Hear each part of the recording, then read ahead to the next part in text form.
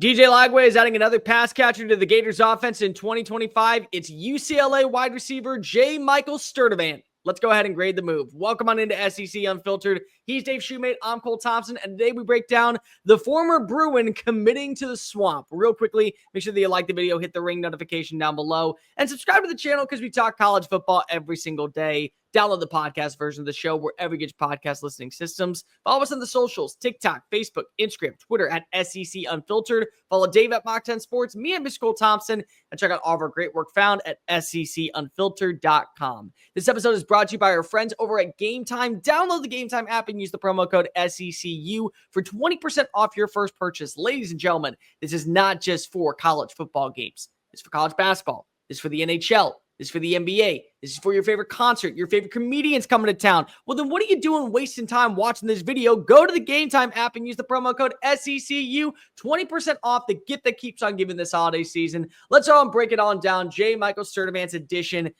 Dave, there's two things that we can take away. Number one, Florida need a veteran wide receiver, somebody to be that more mature voice in the locker room with a bunch of young up-and-comers. We know they're adding in a former five-star. We know that they have some guys in Aiden Mizell and Trey Wilson that they believe can be difference makers, but you want somebody to replace the production that's going to be lost by Shamir DK and Elijah Badger. Number two, this is a kid that can be known for his vertical straight line speed. 22 catches, 315 yards, 14.3 yards per catch, 2 touchdowns. He's got another year of eligibility. I think on paper, makes a lot of sense. Add in a wide receiver. Maybe he's flying a little bit under the radar right now. By the time that we get to November, he may be the top target.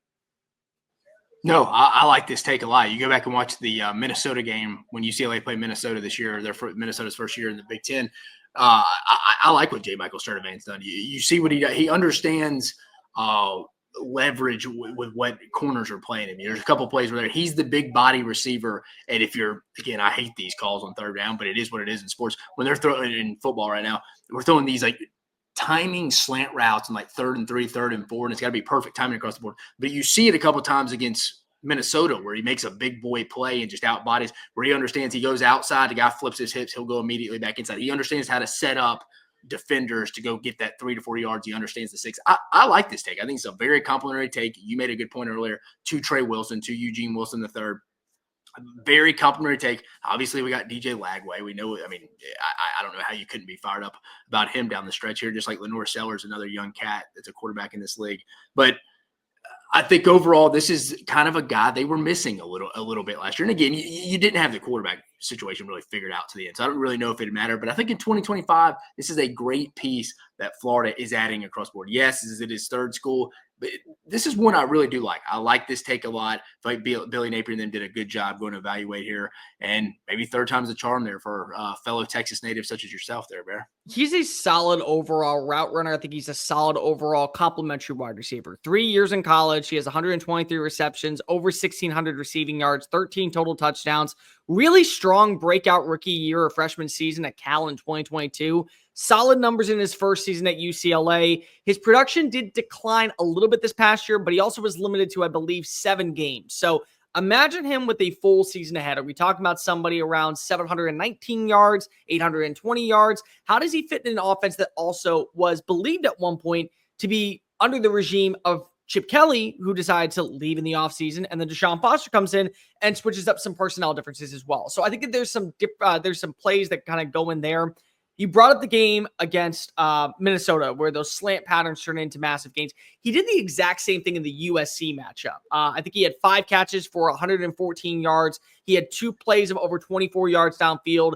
So this is a guy that can win at 3 different levels of the field. And also, keep in mind, Dallas Wilson, the 5-star wide receiver that currently is at Oregon, is trying to get the release from the program to go down to Florida. That's another weapon that you can believe in long-term, but you don't want him to have an immediate role unless you're forced into it. A guy like Sturdivant can be that option to where you trust that he is the veteran that stabilized the offensive personnel. He's somebody that can be a security blanket at times for your quarterback in Lagway. He's going to be able to bolster up your passing attack. And I think that he is somebody that you can probably trust a lot more to be making those must-win grabs than a freshman that's just joining a program overnight. Yeah, no, and I mean, you mentioned some of the explosive plays. I think it's something as fans and as analysts and stuff, we don't talk about the big possession receivers that pick up the 3rd and 4 to 5 and 6. It's not sexy, but again, on game day, when you're trying to go pick up a first down to go run out the clock and get in victory formation, hey, we need to throw here. We need to understand where the sticks are. Can't go a yard past, can't go a yard before. He understands that. Overall, I like this take a lot. I think the other thing, Dave, that's just really important is you're seeing what the emphasis is of DJ Lagway. I get to come to a school and play in the SEC. That's one thing. I get to be the reason why maybe this kid is going to New York City for a Heisman Trophy. I get to be the reason why this kid is leading our team to a college football playoff berth. I get to be a part of this system that has drastically turned the corner with very limited offensive weapons. And I believe that if I was there this year, well, maybe they would have been 8-4 during the regular season, maybe 9-3. Maybe they would have snuck their way into 10-2. A college football playoff berth is not that far fetched. So you're starting to see the emphasis of what a DJ Lagway does. Where Florida in years past, yeah, it was nice that you had a quarterback that you believed in, that had a lot of fan base, but you didn't have a difference maker. We haven't seen a quarterback like this probably since the days of Tim Tebow. Really. Cam Newton was there for a hop, skip, and a jump and a quick cup of coffee before he left because of everything that went off campus. But still, we have not seen a quarterback at this perennial preview since the Tebow days. Yeah, I mean, the best quarterback at Florida since Tebow's Trask. I say Trask, and he was not even guaranteed to be the starter for that first season. There was many people that didn't want him to start that year because they thought that he was probably just nothing more than a backup after playing behind Derek King at Manville, Texas. So there was a lot of questions that went into that. You got your dude. And now you're starting to see wide receivers believe there is a pathway for me to become successful. There's a pathway for me to become a difference maker. And while I may be benefiting the Gators' offensive success, my offensive success is going to benefit, and I may end up going from being an undrafted free agent to a mid-round pick simply by making a move and working with this one quarterback. Dave, let's go ahead and grade this move. As you like to bring this up all the time, elite, all league, winnable plus, winnable minus, Jack. Yeah, just quickly explaining it, guys. So this is what we used when I was at Georgia as a grading scale. Kirby Smart, that's where it was created. Again, Alabama, the Bill Belichick critical factors. They just kind of simplified this. Dan Lanning, Marshall Malco, and them use this. But to my point, elite, I mean, that speaks for itself, guys. Rarely going to give out those grades. Those are Travis Hunters, Will Anderson, Jeremiah Smiths of the world. All league, again, you're not going to have – I know fans don't want to hear this at times, but you're not just going to have a ton of all league guys on your team. I mean, it's just an NFL roster at that point. But those are the Walter Nolans, very good players, but you're not going to have a ton of them. The majority of the core of your team is going to come from this winnable plus category, folks. Like if you just take 10 players on your team and you sit there and you count, and we hit on 6, 7, maybe even 5 at times. 50% is a pretty good number if you talk to NFL people. They love hitting on 50% of the guys they take.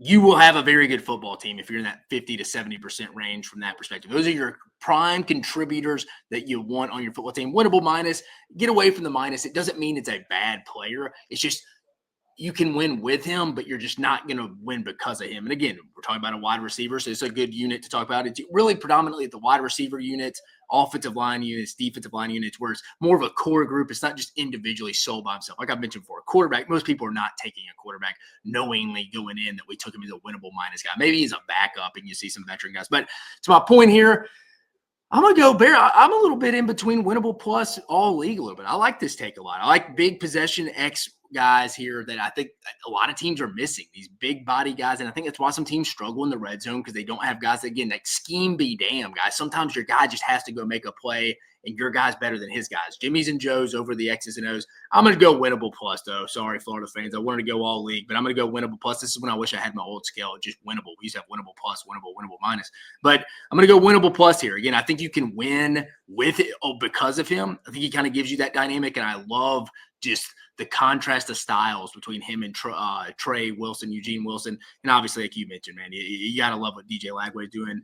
Gators are obviously going to kick off here soon, so we get to watch them today with DJ Lagway. But fired up about this take. Big X guy that understands leverage, how to set up DBs. I think he's going to be a big third down converting machine for the Gators this year. I love the take. Give me a winnable plus there. I go winnable minus only because of I'm not sure where he fits right now. The hope is that he can come on in and be a wide receiver 2, wide receiver 3.